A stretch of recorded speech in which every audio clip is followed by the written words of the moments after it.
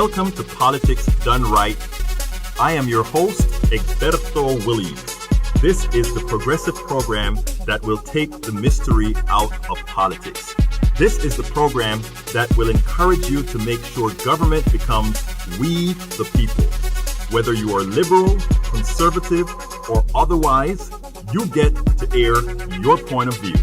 Remember, you can also send me a tweet to EGBERTOWILLIES.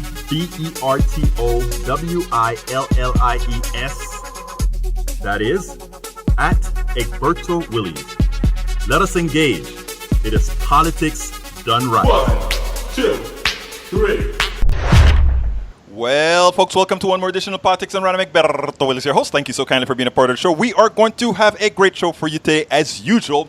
We have a special guest, a special interview. You guys hear me advertise all of the times that great website known as OpEdNews.com. OpEdNews.com. It is filled with stories from many authors, many writers, many columnists with progressive voices. It even includes a few people on the other side that make sense. That is, people that are not coming just to flame, but people that are coming with their point of view. With of course, we can differ and still not be just wrong. So I mean, it's a great site. Well, he wrote a book, but anyhow, let's go ahead and talk about it today. The title of the show today is Rob Kall, Op-Ed News publisher and author interview, and Sharice David's Broken Medicare for All Promise. Subtitle: we interview Rob Kall, Op-Ed News publisher and author of The Bottom-Up Revolution, who laid out the path we must take for the change. The second segment, we then discuss Sharice David's, Democrat of Kansas, her broken promise on Medicare for all. Anyhow, I interviewed Rob Kall in the first segment. He's a publisher of the one and only Op-Ed News and author of Bottom-Up Revolution. We discuss how change really happens. The second segment discusses Sharice David's, Democrats of Kansas, broken promise to support Medicare for all, even though she earlier to a town hall told folks, I am there for a single payer Medicare for all. But she is only the tip of the iceberg. We'll call out all timid Democrats who do not get on board with a humane health care system. But without further ado, what I want to do is just go ahead and start that interview with El Señor Kall. I think you will enjoy the interview. So let's go ahead and start that. Well, I'm here with Rob Kall, the publisher of Op-Ed News, OpEdNews.com. That is the website you hear me advertise as one of the most prolific liberal sites, progressive sites in the country. Well, the publisher himself is here with us today, and he's here for two reasons. One, to tell us about that website and the importance of that website, especially in these times, but he's also here to tell us about that great book that he had. I didn't get a chance to completely read it, but scanned it. It's called The Bottom-Up Revolution. But before we get started with all of that, I want to say, Rob Kall, welcome aboard. How are you doing today? Doing great. Thanks for having me on. I really appreciate it. Well, first of all, tell me a little bit. Let America know exactly who's Rob Kall. Who is Rob Kall?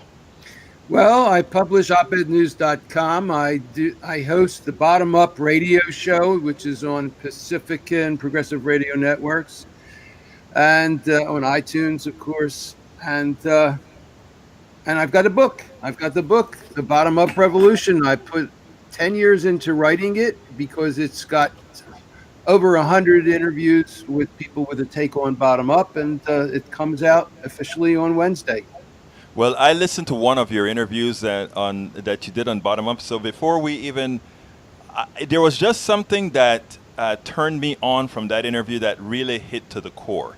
In that interview, you said the mammals, the leftovers on this planet, after those massive dinosaurs died. Yeah. These mammals, these other animals, didn't try to attack these dinosaurs head on. Change came in a very different way. Ultimately, change came bottom up. Why don't you tell us a little bit about that? Yeah, well, that's based on a quote that I have on my email signature from Buckminster Fuller, who says it, you don't try to fight a big system head on. You replace it, and then the old one dies. You And know what? Go ahead. I'm sorry. and that's what I think that we have to do. We have to make something better that just grows and emerges and replaces the current system, which is so pathological. You know, what is interesting, Rob, is you have people, many of us on the progressive side, we're speaking the same language using different terms. I mean, I had Professor Dr. Richard Wolff on a few weeks ago, and he said economies come, economies thrive, and then economies die.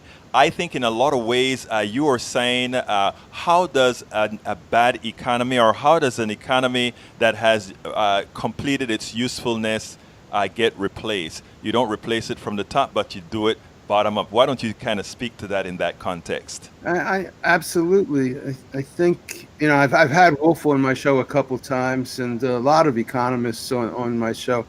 I think that we have a predatory, extractive economic system right now that Hmm. is favorable to a few hundred companies and a few thousand billionaires and ultra wealthy people, and we need to change that.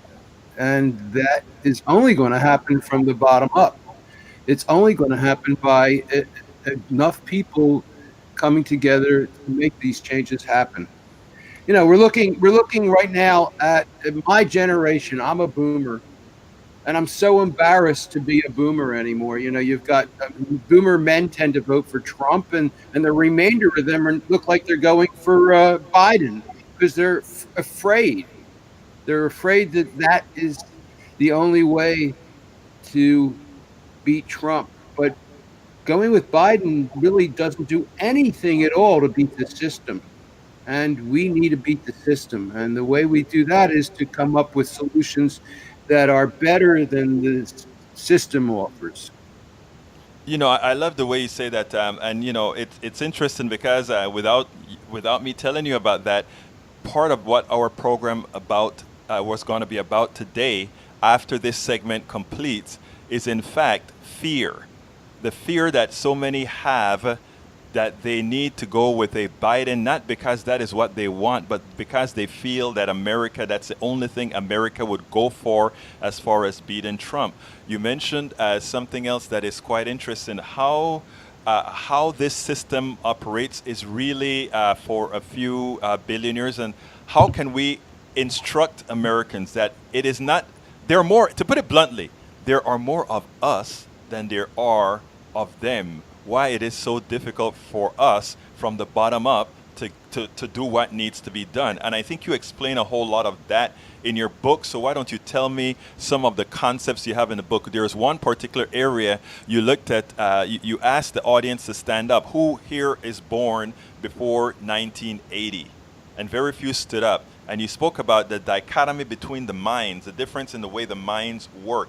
How does that apply to these boomers thinking they have to go to a Biden, and the rest of the people, those that are born after 1980 or maybe a little bit before that, think that no, there is a better way? Well, when you talk about fair, it makes me think. I play racquetball, and I've been playing for a long time. So I teach newcomers to the game that a lot of racquetball is about footwork. You have to put yourself in the position to hit the ball the best you can, the smartest you can. And what people tend to do is they have what I call a panic attack. They try to hit the ball as soon as they can get to it, not waiting that extra half a second, a fraction of a second, and moving a little bit to a smarter, better position to hit it much more effectively. And I think that's what's happening with our politics is we've got people who are so panicked that they're going for what they see as the first option. And that's Biden. And I believe that the mainstream media, MSNBC and CNN, the supposedly lefty mainstream media, They're selling him so hard right now. It's insane. It's disgusting, really.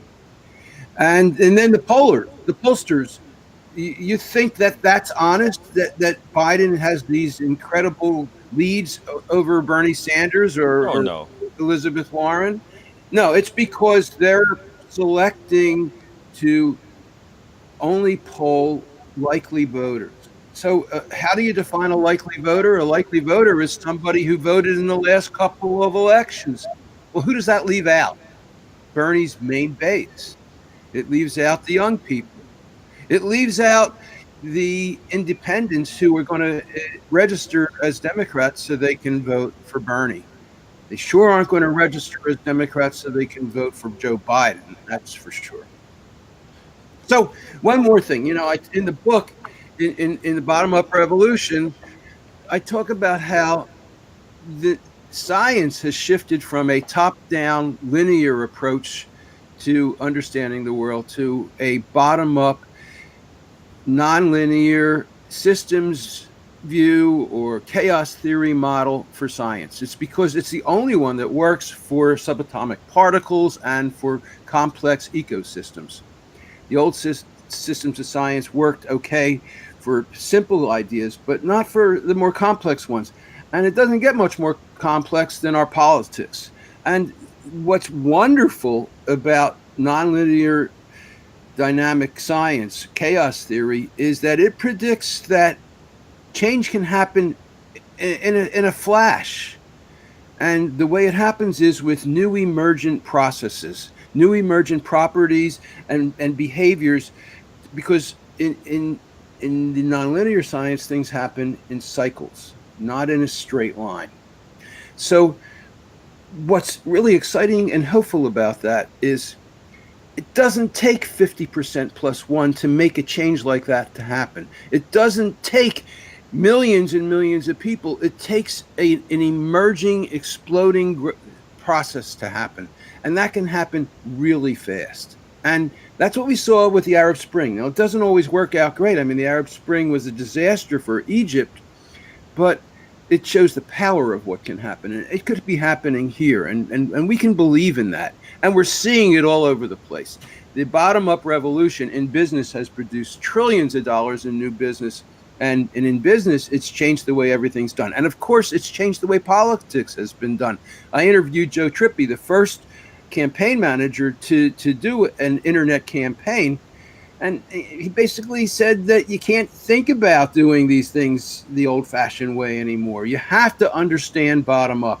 The thing is, a lot of people use many of the different concepts that I consider to be bottom-up without really getting the big picture of bottom-up.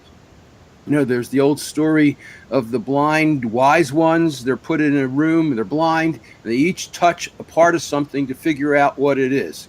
And one of them says it's a rope, another says it's a tree trunk, another says it's a carpet, and another says it's a spear, and they're all touching an elephant, but they can't see it. The bottom-up revolution is like that. We've seen these different parts of it, crowdfunding and wisdom of the crowds and grassroots, but the whole picture of bottom-up is really that humans evolved to be bottom-up. We evolved over about 7 million years, living most of that time in hunter-gatherer bands, to have literally hundreds of different genes that cause us to be bottom-up beings. These genes cause us to have empathy, to be sensitive to each other, to cooperate, to be interdependent. They literally have caused us to think about how we do things and how our actions affect other people. Now, Native Americans have this same concept, and they talk about making a decision based on how it affects the next 7 generations. And all of this is part of who we are. The thing is, civilization came along as long ago as 10,000 years ago, and as recently as 500 years ago from hundreds of millions, if not billions of people. And civilization repressed a lot of our bottom-upness, our consciousness of our connections to each other and to nature. And what's great is that the internet and smartphones have catalyzed a return to bottom up, which I think is wonderful. And I think that people born after 1980, as you mentioned, I think they have different brains. And I've talked to many neuroscientists about it, and they all agree. And that means that they see the world in a more bottom-up way. And I think everybody can liberate their bottom-up genes, their epigenetics. You have genes, but they don't necessarily get expressed. And what's happened is the internet has liberated people's experience and their manifestation of the bottom-up genes, these hundreds of genes. I've also looked a lot over the years at psychopaths. There are scores of genes that contribute to somebody being a psychopath, but there are hundreds of genes that contribute to somebody being a bottom-up person, meaning somebody who has empathy and compassion and who pays attention to the people around them and the world around them. That's interesting. The first part I want to tackle what you talked about is when you said things can happen rather quickly. So incrementalism isn't something that's a must. Is what I get out of that. Is that correct? Absolutely. It's a way that people keep things the same, really. Incrementalism, exactly. Yeah. I think I placed an article on your site a few months ago exactly about that. Incrementalism isn't the way to go. And I want to thank you, by the way, because you've been putting great content on the site, and I really value it and appreciate it. Well, I think your site is a wonderful site, and it has a reach. It has a very large reach, and I think it's necessary. It's one of the necessary sites for the progressive movement. So it's one of the sites that I tell you, I make sure every opportunity that I get, you are one of the sites on the top of the list that gets advertised here. Now, let me ask, there's something that you said that, it is absolutely true. Sometimes it's a bit concerning to me because of certain events that have occurred with me. You mentioned about the advent of the cell phone, and I spoke about the advent of social media, etc. My biggest concern about that is because of something that happened to a couple of friends, including myself, in this business. We can talk about what happened to, let's say, one of the largest Facebook bloggers, if you would, not Facebook, YouTube bloggers, Tim Black, who said the wrong word, and his channel was demonetized and locked down for a few months. We can also speak about several people on Facebook, not necessarily right-wingers or crazy left-wingers, whose pages were brought down, because in as much as we have this bottom-up from each of us being able to have a platform on social media, on the cell phones, etc., that the masters, the powers that be, have the power to shut us down. Have you ever thought about how do we make sure that these platforms, which are in fact independent, private, maintain our democracy? It's a challenge because I consider OpEdNews to be a curated content site. It's not a site for everybody. If I get a submission from somebody saying Second Amendment is wonderful, everybody should have the right to own any kind of gun, including AR-15s and automatic weapons, I'm going to turn them down. Right. And if somebody, and so I curate, and we have a team of about 40 volunteer editors. I'm really excited. We just have a new one from Malaysia who just came on board. And that's a policy. We don't accept everything. I don't see YouTube the same way. YouTube is, I interview in my book Jack Dorsey, the founder of Twitter and Square. And what he told me that was really enlightening was that he considered Twitter to be a utility. Exactly. That's the difference between Twitter and OpEdNews. You are a website dedicated to the progressive movement. So, and that is stated. Twitter is a place for everybody now. It's either, when they start to limit on particular issues, you have to Where's the line? I don't know. Because, Well, yes, I don't want right wing propaganda that will cause others harm. But at the same time, I don't want them taking off, infringing on anybody's free speech. exactly. I think Alex Jones should have a right to have a voice I do too. in specific ways. I'm not going to publish him, Right. but he should have a right. He should have a right to speak. And when it comes to utility, you think, where does that go? Do you cut off electricity to somebody whose voice you don't like? Of course, they Good just point. they just did that to the Venezuelan embassy, I think. I was in touch with Madier I guess a few days ago, and things were so hectic. We were in a conversation, and then it just stopped. So I think they were having some issues out there. I think they're in D.C. in the embassy in D.C. Medea Benjamin. Yes. Yeah. Interestingly, I got a WhatsApp this morning from a young man here in Houston who's actually a friend of Guaido. He's very upset with Madier and Code Pink for what they're doing. And he sent me a long text this morning saying, well, we finally got your girl out of out of the embassy. Now, that is a sad state. This is kind of off subject, but what are your thoughts on Venezuela? Well, I think that the U.S. has a long history of taking down regimes that are not convenient for big corporations and oil, and I think that this is happening there, and they're trying to do that, and it's so transparent because, let's face it, Trump's team are a team of idiots and fools. So they don't have any finesse in how to do it. I mean, it's been done so many times before, but these guys are such clumsy boobs the way they do things.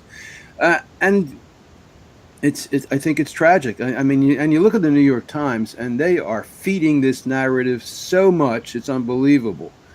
Fear has done a great, I don't know if you read fear.org, but they, FAIR.org, they have done a great job in pointing out how badly our news coverage is, not only of Venezuela, but also of Iran. And I tell you, Rob, I'm from Central America. I'm from Panama originally.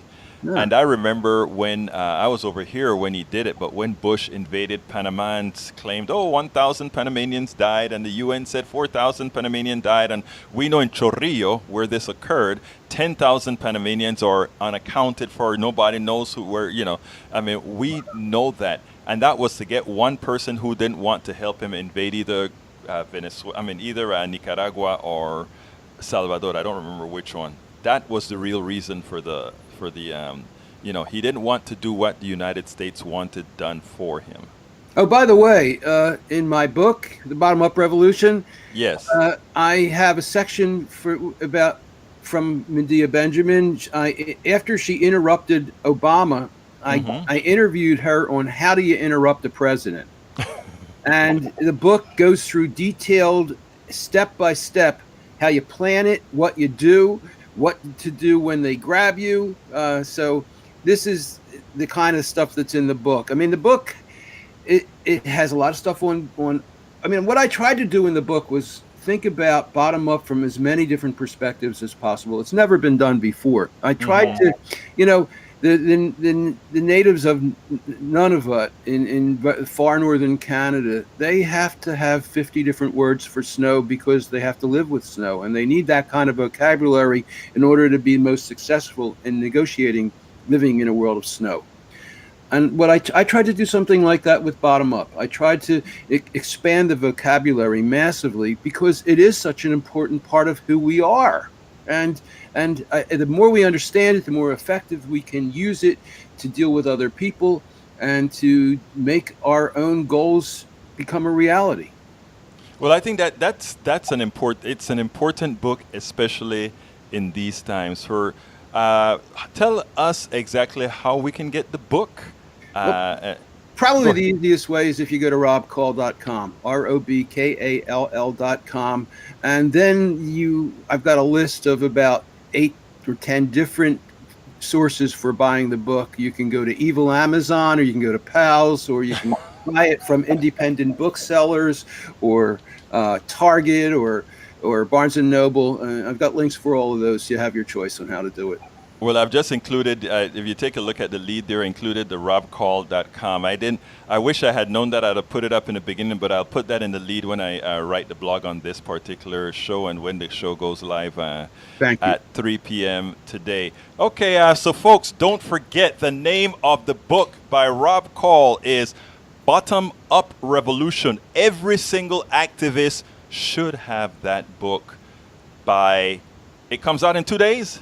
2 days, yes. It comes out in 2 days. Have it in 2 days. Okay, before I let you go, Rob, I want to talk a little bit about OpEdNews now. Tell us a little bit about your blog site. Well, it's not a blog site now. It's a full-fledged news site with authors from all over, including one of my favorite, the guy that was, can't believe it, I don't remember his name now. Chris Hedges. Who is on there frequently as well. So tell us a little bit about what's your intent for the site, especially going into these difficult times in 2020. Well, we've published over 100,000 articles, and we publish about 500 articles a week. Wow. Coming in from all over the world. We've got a team of volunteer editors to evaluate the ones that come in through the queue. We have about 150 or more top writers who have given us permission to reprint their content, so we do. And I consider us left of liberal, left of Bernie Sanders, but we also try to keep an open mind about content. Now we're not going to take extreme right-wing stuff, but we will take some libertarian content because I agree with some of that material and some of those ideas. A surprising amount of the time, actually. We've lost just about all of the Hillary supporters in 2016 because Hillary is a neoliberal, and we really take a stand against neoliberals as well as neocons, and we've done an awful lot of writing looking at how the Democratic Party has to be taken over and changed or replaced. And the way our political system works now, it's really hard to add a third party. So we're really excited and happy about the new crew of members of the House who came in, OAC and Omar and Tlaib, and that group, they're fabulous, and I can't wait till 2024 when OAC runs for president. Rob, it's important that somebody like you come out here and say what you just said, because I've been having some important issues with people wanting us to simply establish a new party. And what I told them is that we could, yes, we could do that and we could spin our wheels, or we can do exactly what you said right there, and that is we work within the system to take it over and make it the way it should be. And your book falls right into what needs to be done to effect that. Bottom up. In other words, you bottom up with the precinct chairs in the party. You bottom up with the leadership on the bottom end, and you grow it all the way up. That is how it's done. So I hope you have a chapter on that in your book as well. There's a chapter. The chapter is called Bottom Up Revolution, and it talks about bottom up power. There are two kinds of power. There's hard power, which is top down. That's weapons and money, and it's based on force and coercion. And then there's soft power, which is based on attraction. That's culture and building bridges and schools. And we spend about 50 or more times more on hard power than we do on soft power. And Trump is trying to cut back even further. I mean, it's really diplomacy is where a lot of that happens. And I did an interview I really felt great about with Anne-Marie Slaughter, who was the policy director for the State Department under Hillary. And she talks a great talk about how bottom-up diplomacy is not the future, but it's what's happening now. It's the way things are, and we just need to do so much more of that. If we could spend $500 billion or more a year on soft power, then we would be in such a better place, and the world would be in such a better place. Then I that part of the book has a great interview with Marina Citrin, who wrote about horizontalism and about revolutions and change, and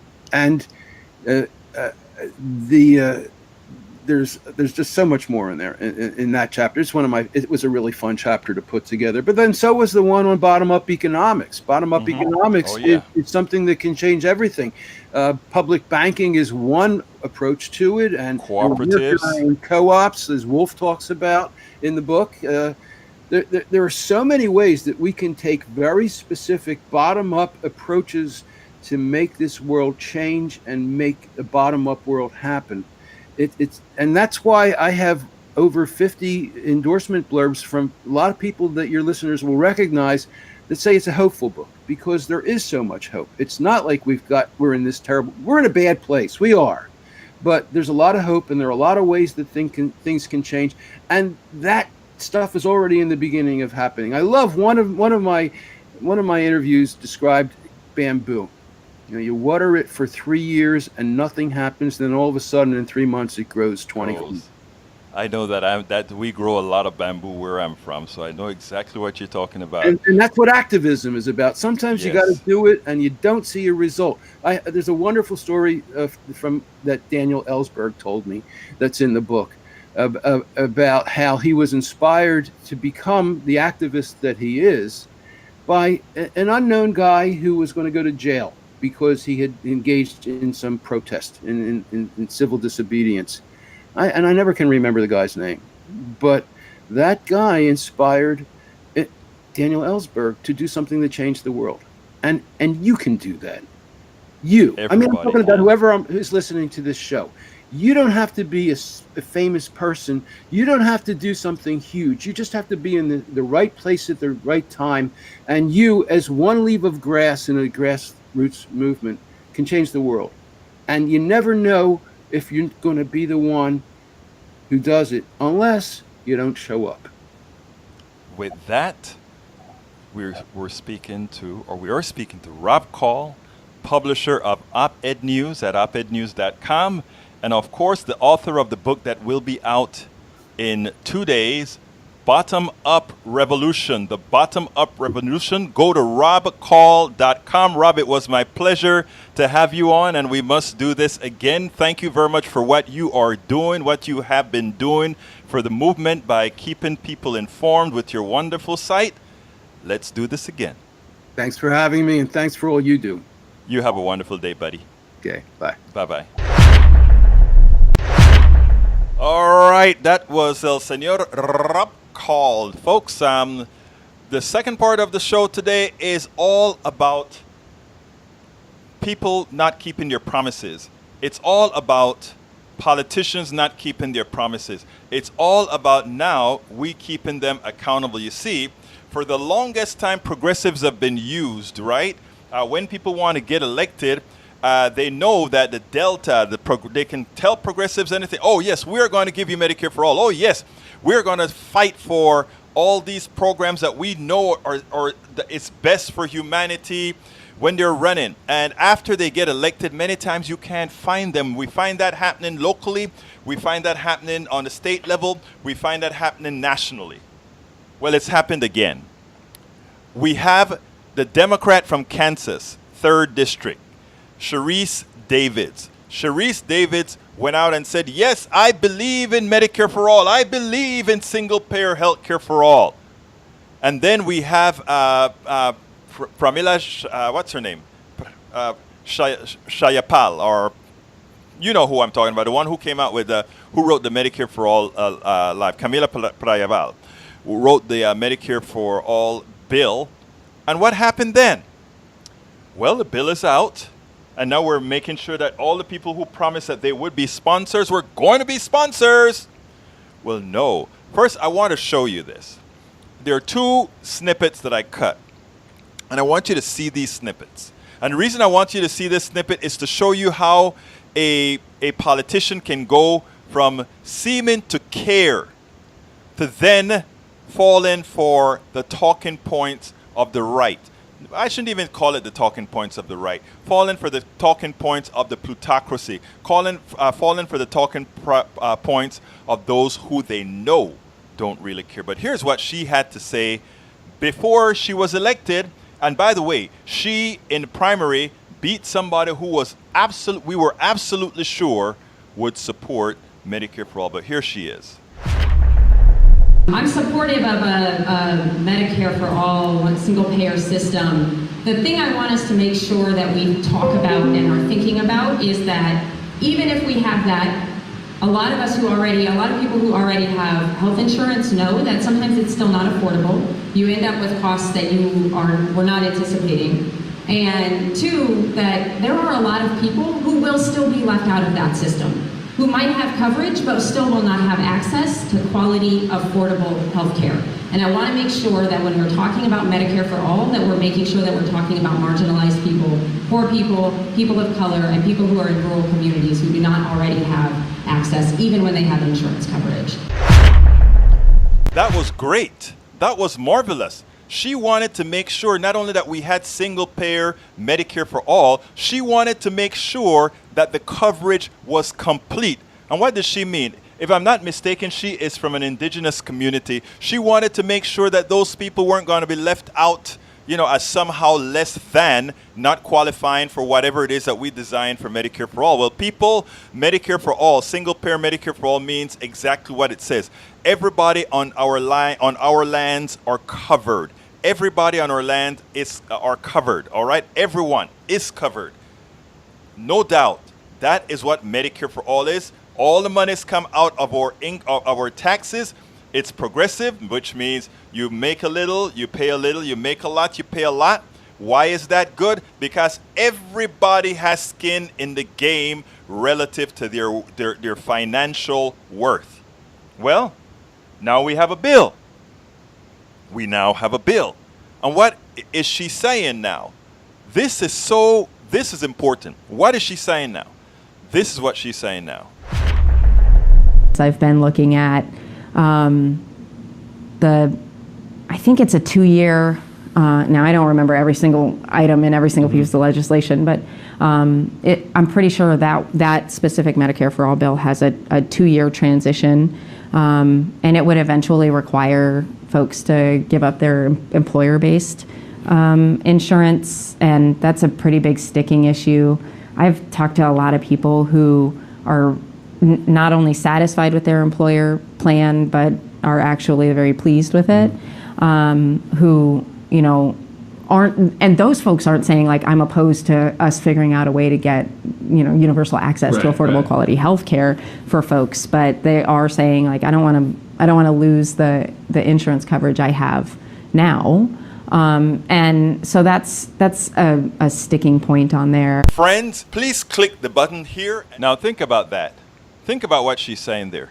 That is exactly what the Partnership for America's Healthcare Future, a right-wing group, or I should say, a corporate group that is intent on blowing up any attempt for us to get Medicare for all, because they don't want the free money to stop. They don't want to end all that collecting of all your monies to pay those executives, collecting all those money to get all those freeloaders that are freeloading off of your premiums, right? Remember, in healthcare, profit is an expense to you. In healthcare, profit is an expense. So what's wrong with this? Well, the worst part about it is how disingenuous she is. Oh, I've been speaking to a whole lot of people, and they're concerned about losing their employee health care. Are you kidding me? Employer health care as well has co-pays. Employer health care costs you a fixed amount of money, not based on your income. Employer health care means that you get less of a raise, because every year the insurance companies sock it to the company, and you know what the company does? It says, okay, I can't afford to give these people a raise and give them all this insurance. So if I go ahead and try to tell them you got to pay more of your insurance, they're going to get pissed at me. So I just don't give them a raise. I go ahead and pay more for the insurance and ask them to pay a little bit more for the insurance. And We're even. No, we're not even. It's another transfer of money to those folks who own the insurance companies, which is what this is all about. Now she comes and she used the excuse, I've been talking to a lot of people in my district. In my district, they said they don't want to lose. They're very satisfied with their employer healthcare. Who is satisfied with their insurance? Who is satisfied that every single year you have to choose a new plan? Every single year you have to decide what plan. You have to call around to make sure that this new plan that your employer is going for, because it saves them money, you can use the same doctor that you have. You know, they gave Obama a hard time. They said, Obama, you said you could keep your doctor. You couldn't. Well, that's not true. What Obama did is exactly what's happening right now. Every year when your insurance your employer changes your insurance, you may have to seek new doctors. You may have to seek new drugs, the drugstores or whomever you buy your drugs from. That is the reality of our evil, corrupted system. Obama wasn't doing anything wrong about that. And Medicare for All, what Medicare for All is about to do is to finally, in the first time in the history of this country, to bring stability, which means every year you don't have to sit down and worry, okay, I wonder what the plan is going to look like this year. I wonder if my doctor is going to be covered under the plan this year. I wonder if the particular drug that I need is going to be covered under this year, or would I have to use some permutation of that drug this year. That is how it is today under private insurance. They like to talk about private insurance like it gives you choices. You don't have choices. When you work for an employer, your choices are whatever that employer chooses to provide for you. The employer chooses your options. And when you choose whatever option the employee gives you, that insurance company tells you which doctors you can see, whether you can see them or not. They are asking you to put your hands in the hands of people who are profiting from your insurance payment, as opposed to a single payer Medicare for all system, which, because you have a vote, would decide how extensive or not extensive it is. We cannot allow these people to put the fear of, oh my God, things are going to change into us. Oh, it's going to be too much of a big change, and we should just go with a public option. No. Do not fall for that. Let me tell you what the public option means. You know what? The insurance companies are not going to fight against the public option all that much, because here's what they're going to do. They're going to create marketing campaigns that do the following. They're going to say, oh, there's a public option now. We are going to bust up insurance. This is how it's going to work. We are going to create a marketing campaign and give all kind of bells and whistles in insurance, right? We are going to market to the people we know are not very sick, and we are going to be hidden. We won't make ourselves very available to those people who are very, very sick, but we can't turn them down according to the Obamacare law, although Trump will change that. But let's say we still fall under the Obamacare law, we won't turn them down. So the very sick people, we just won't advertise to them. We won't tell them we exist. But those healthy people, we're going to market to them and give them gym memberships and all these good things. And then what's going to happen is all the sick people are going to go to the public option. When all the sick people go to the public option is going to be full of sick people. It won't have healthy people paying in to offset the cost. So what's going to happen then is that system is going to become expensive. That system is going to crater, right? And then the private industry is going to say, you see, we told you the public system does not work. As opposed to having one pool of people. Everybody pays into one pool, and we have the health risk of not different groups that these particular private companies split in pieces so that they can pilfer you. We have one risk pool, one pricing model. Everybody pays their taxes. Everybody gets to see the doctor. You present your card. You never pay a dime. It comes out of your taxes. Everybody pays taxes. And when you get sick, you go into the doctor with a card. And with that card, there are no co-pays, no nothing. You go in there, your eyes problem, you go in with your card. That's what we're talking about. That is what you have in other countries in the world. By the way, and they're paying less, they're living longer. And we, the American population, continue to allow the plutocracy, people like the Partnership for America's Healthcare Future, has a beautiful name. Oh, we want to do good healthcare future for Americans. We want that, right? So we fool you, we hoodwink you into believing that somehow, what we have here for you is better. It's the grand lie. And the thing about it is we continue to believe it, and believe it. It's time for us not to believe it. There's several big lies that are going around. The same big lie that says we have to be centrist because we cannot afford, if we want to win, if we want to beat Trump, we have to find a middle of the road guy. That's why we have Joe Biden, right? Biggest, silliest mistake. Assuming Trump doesn't get convicted beforehand, and we don't exactly know where that's going, but as it turns out to me, it seems like both Democrats and Republicans are afraid to really hit Trump where it hurts. We hear all these issues about the bank fraud, we hear all these things, but somehow nobody is challenging. You know, we talk about it a lot, but nobody of substance doing anything about it. We had Homage come out recently, and he said the only Republican that came out and says, oh, Donald Trump, I read the entire report. Donald Trump needs to be impeached. He did commit a whole lot of crimes. And the whole Republican Party came down on him. There is nobody here with any guts right now. We are just allowing this autocrat to work his thing. But folks, that's not where it's at. We know where the people are. And what we have to do is, I'm glad I had Rob Kall on before because he talks a whole lot about bottom up. Going to the leaders of the Democratic Party, going to the leaders of the Republican Party is going to do you no good because all they care about is what we know as the status quo. They're getting paid from the plutocracy. All the rich people are saying, this is all you can't, this is as far as you can go on the left, this is as far as you can go on the right. That's it. That is what they're saying to these people, and then they are there to keep you within the rails. They're pumping up Biden like no other. Biden, it's doing great in the polls. Well, of course, if you go ahead and give Biden the same kind of media that you kind of gave Donald Trump. Remember, they elected Donald Trump by giving him $2 billion worth of free media, and they're about to do that to Biden. Donald Trump may have completed his purpose to the plutocracy. Got rid of a whole lot of regulations, got rid of a whole lot of laws, go ahead and make things very lax, gave them a huge tax cut. They're not going to get that from Biden. They got that from Donald Trump, so they're happy with that. Now, they don't mind keeping Donald Trump as a buffoon, just doing their bidding, but they know that maybe that won't happen. So, what we need to do as opposed to him is we need a Biden. Biden will be our left stooge who holds the left flank. And by left flank, I mean he's not going to rock the boat. He's going to just keep things the same way they are. We're not going to have Medicare for all. We're not going to talk about the environmental crisis that we're having right now, the climate crisis that we have right now.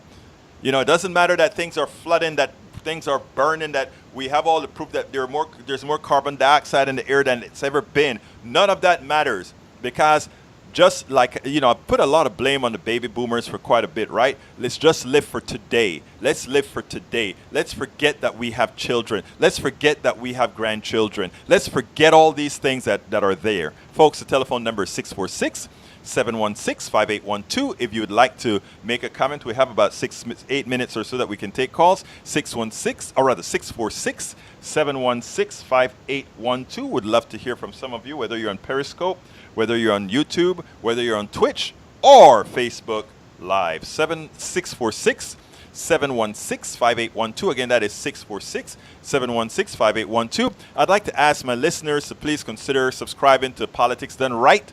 Patreon.com/Politics Done Right. Again, to subscribe to us, please go to Patreon, patreon.com/Politics Done Right. When those subscribers will all get access to my books online, which are As I See It, Class Warfare, The Only Resort to Right-Wing Doom, How to Make America Utopia, which I'm currently writing, and as I release chapters, they show up online, as well as Lose Weight and Be Fit Now, Say No to Snake Oil Weight Loss. So why am I putting a weight loss book on a political show? Well, I got pretty darn heavy over several years ago, and I had to take it all off after having some severe, catastrophic high blood pressure problem. I did it my way, and I in this book, I catalog to you how it's done and how I've maintained it all off. So that's just sort of it's a very good book on encouraging. It's a very good book on procedure. So again, that is Lose Weight and Be Fit Now. But again, you can get all these books either by subscribing to patreon.com/politicsdoneright, or you can go you can get them at amazon.com as well. Just look them up by name, by my author name, and you'll see what I have out there. Now, don't forget as well, you can go to store. Hey, guess what? Where is that camera? Store.politicsdoneright.com or store.egbertowillies.com, whichever one. Store.politicsdoneright.com, and you can get the mug, the politicsdoneright.com mug, and we have our t-shirts and all that good stuff. My daughter saw it recently and said, "Oh, Dad, you also have the phone cover with Politics Done Right." And I said, "Yeah, we want to go. We cover the whole gamut. So folks, please go to patreon.com/politicsdoneright to subscribe to our show. Anyhow, going back to the program at hand, I wish somebody would have called.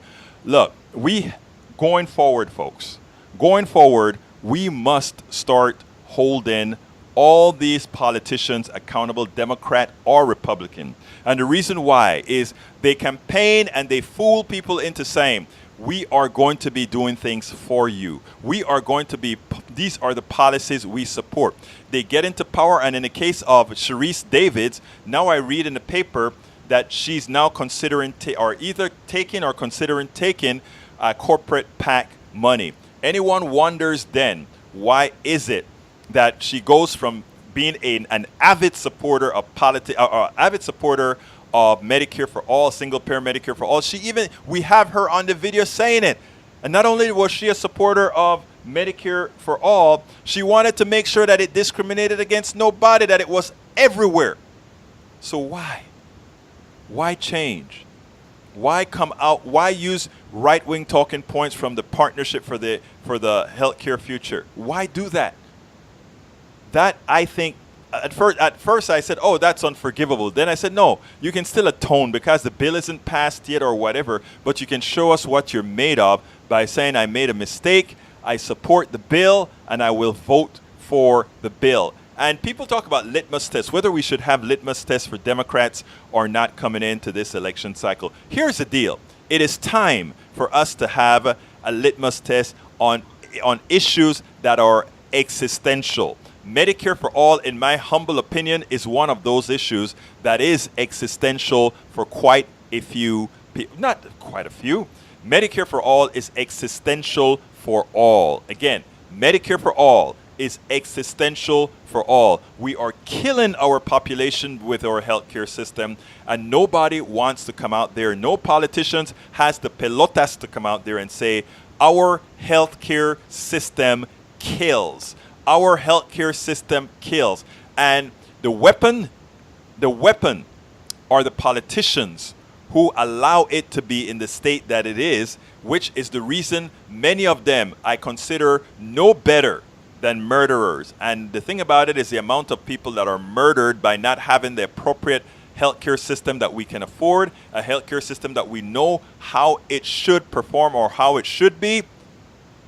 What else can you call it other than murder by politician?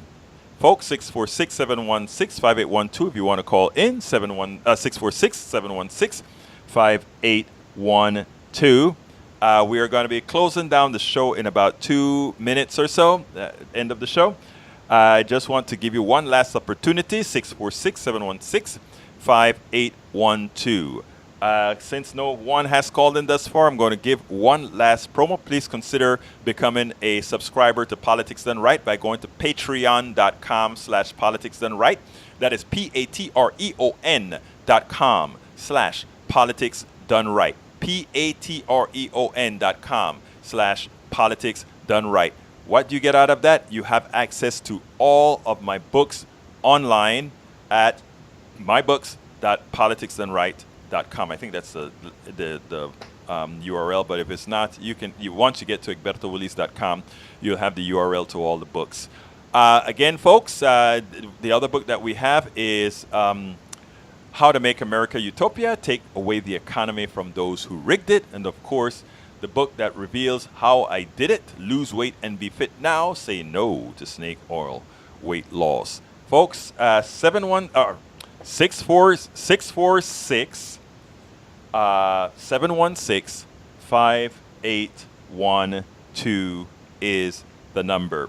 Now, please, right now you're going to continue to hear people scare you into believing we must go to the mythical center. And one of the reasons Biden is doing so well is out of fear. People want, the first things on people's mind before policy is to get Donald Trump out of there. Okay, I am more concerned about policy.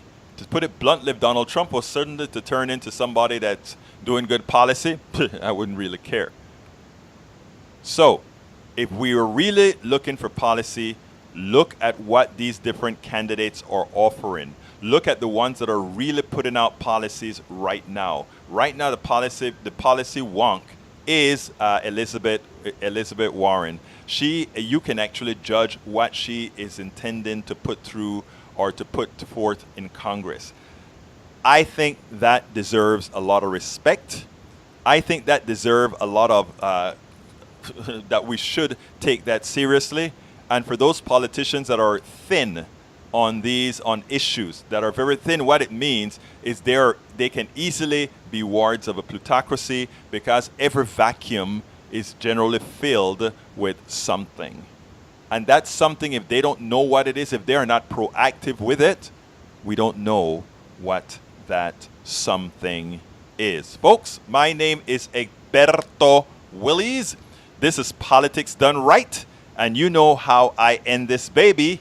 I am what? Out!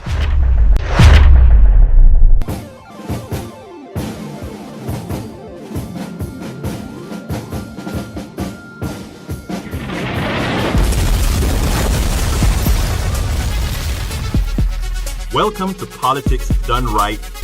I am your host, Egberto Willies.